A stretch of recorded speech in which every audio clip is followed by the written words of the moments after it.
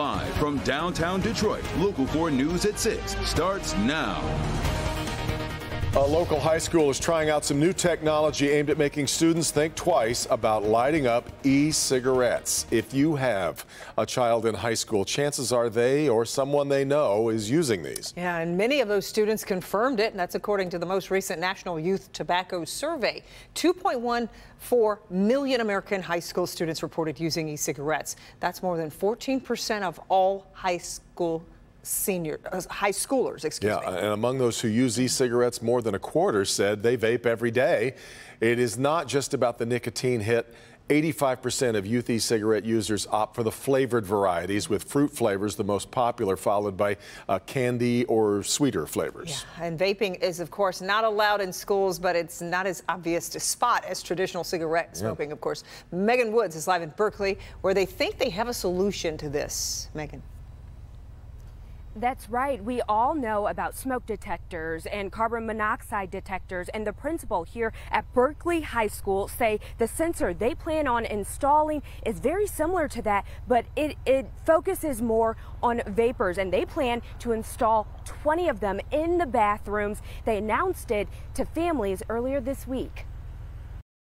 Smoking in the bathroom is bad. Some parents agree there is a problem, but questions the solution. You can't be putting cameras in there. There are 0 cameras at all. Berkeley High School principal Andy Malash is dispelling some of the myths surrounding Halo Vape sensors. He even spoke to Oakland School's technical campus after they installed similar sensors 2 years ago. And they had experienced some success with a decrease in the amount of vaping and an increase in students feeling more comfortable and safe in that environment.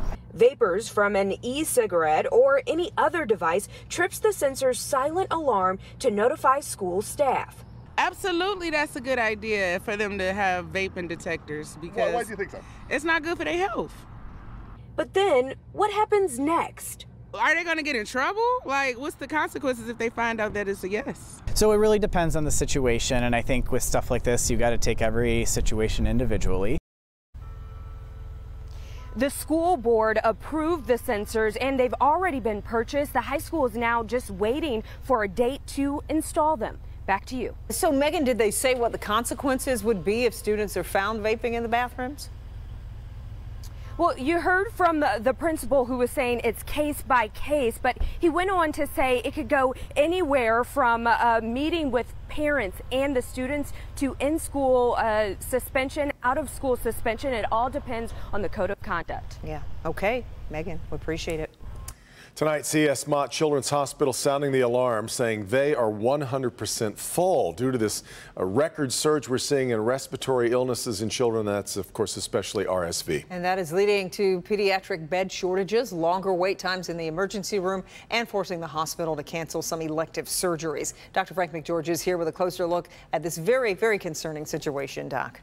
Yeah, Kim and Devin. So RSV is generally most dangerous for children under age 2. And while that is still true, we are seeing children who are older than that being hit hard with this wave of RSV. And that's only adding to the strain on hospitals that care for kids. We're seeing older kids also have RSV. And so that's really causing a lot of the influx of the patients. Those older kids are at risk because the pandemic precautions shielded them from viruses like RSV, says Luann Thomas-Ewald, Chief Operating Officer at Mott Children's Hospital. Usually kids age 2 and under will get RSV. And so we're still seeing that today. The reason we're seeing so many more kids is because during COVID, a lot of the kids who were 0 to 2 at that time, who are now 2 to 4 and 3 to 5 and 4 to 6, they did not get RSV, so now they are getting it for the first time. There's no vaccine for RSV, but Mott is urging parents to get children the vaccines that are available. We want parents to please, please, please get their children immunized. So the flu shot for kids over the age of 6 months, the COVID shot, that will help us reverse this trend. Mott is working to increase capacity, including repurposing patient care areas. We're taking over that space and making it a fast track. We have all private rooms in C.S. Mott Children's Hospital, and we're looking at doubling up some of those rooms to create additional space. Now, unfortunately, doubling up the rooms is really the easy part. Mott had staffing shortages before this wave of RSV. They're trying to bring in additional physicians, nurses, and respiratory therapists. But that is really a difficult piece of the puzzle because, frankly, this is hitting everywhere across the country. So scary. Well, any signs of it letting up? We have to go through the whole winter? I mean, well, I wish we knew, but the answer is no at this point. I mean, RSV and all of these other respiratory viruses are super contagious, and they spread really easily from person to person. Now, RSV surges after the holidays in general, so no one really knows what to expect. But with flu starting to pick up right now, there's definitely a lot of concern about the current situation. Yeah. And the mingling of families and people around the holidays. The holidays coming. Yeah. Precisely. Yeah. All right, Doc. Well, it's shaping up as a historic day at the state capitol. The Democrats have gained majorities in both the House and Senate for the first time in 40 years in Michigan, and they've made a pair of groundbreaking picks for the top leadership role in each chamber. Grand Rapids State Senator Winnie Brinks becomes the first ever female majority leader in the Michigan Senate, and Detroit State Rep Joe Tate has just become the first ever black Speaker of the Michigan House. So a couple of firsts in Lansing when the new legislature is seated in January. A local family is looking for help after a big problem came crashing into their yard. Jacqueline Francis is giving us a look at the damage as the homeowner is at a loss for what to do next. When we got a call about a tree down in the backyard, we certainly weren't expecting this. And how do you even go about cleaning up this mess? Well, that's where we're hoping you can help. Just dropped like I thought it was a little plane. I thought it was a plane had crashed back there. It wasn't a plane, but a ginormous tree. Just shook everything around us. Saturday's high winds causing it to come crashing down in Tyrone Tyner's Detroit backyard. We look outside, we couldn't see nothing but the trees everywhere. We didn't even know it was a tree at first, but it was a tree that fell 2 doors down from me, and it crashed into my neighbor's tree, and both of them come down in my backyard. Grateful to be alive and overwhelmed by the mess Mother Nature left behind, he called the city hoping for help cleaning it up. He said it'd cost thousands of dollars. I said, well, man, I don't have any money, man. You know, I got out the hospital from that virus. My legs haven't been working right. I can't move very well. So he decided to give us a call, asking if we could get the word out, calling for any good Samaritans willing to help. I hate to reach out, but I got to reach somewhere, because they're going to end up giving me tickets back there when they see it. If anyone is up for the challenge and willing to pitch in, he'd be forever grateful. That'll be the biggest blessing in the world, because I've been so upset my pressure haven't went down yet. Because, you know, I'm the man of the family. You know, you like to support, you know, your family and take care of what needed to be done. If you or someone you know can help Tyrone with cleanup, give us a call or reach out to us on our website, clickondetroit.com. Reporting in Detroit, Jacqueline Francis, Local 4. And we know someone will. All right, Jacqueline. After making a historic landfall as a Category 1 hurricane, Nicole has now weakened into a tropical storm, but we're just starting to get a sense of the damage. Hundreds of thousands of people without power, and along Florida's coast, evacuations and severe damage to homes.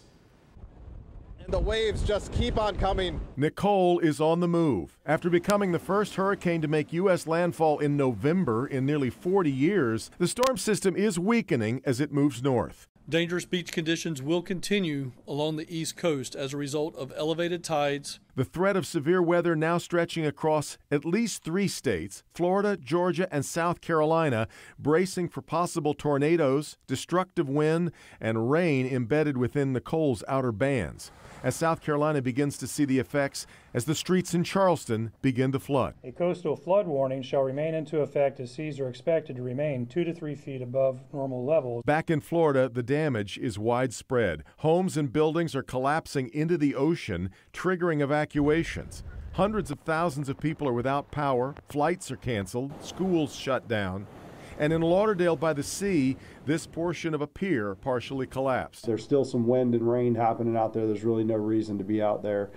Please take care of each other. Officials say it could have been worse, saying Nicole's peak winds coincided with low tide, and that limited the storm surge and flooding on the shore, sparing some beach communities. It's safe to say that we dodged a bullet here in Indian River County. We're pleased that we have not received any reports of damage at this time.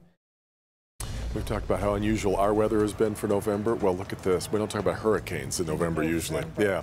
Kim Adams with the latest on where Nicole is now and where it may be headed. Kim.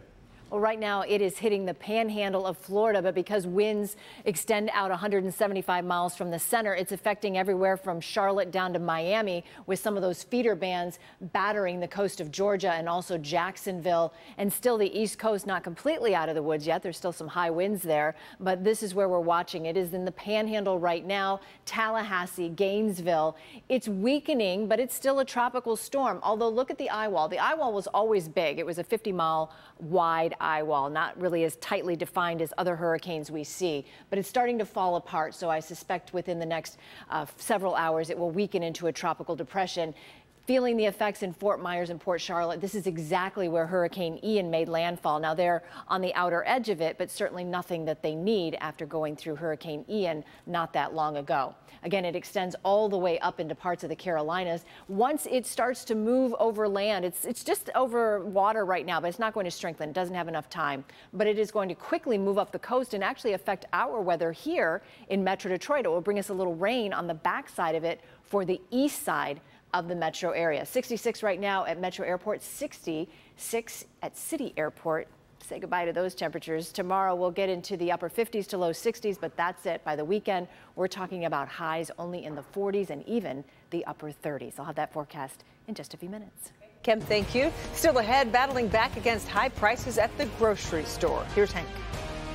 She's the self-described queen of couponing, and tonight this Instagram sensation is going to show you how to save on your Thanksgiving meal. It's coming up new tonight in my Help Me Hank report.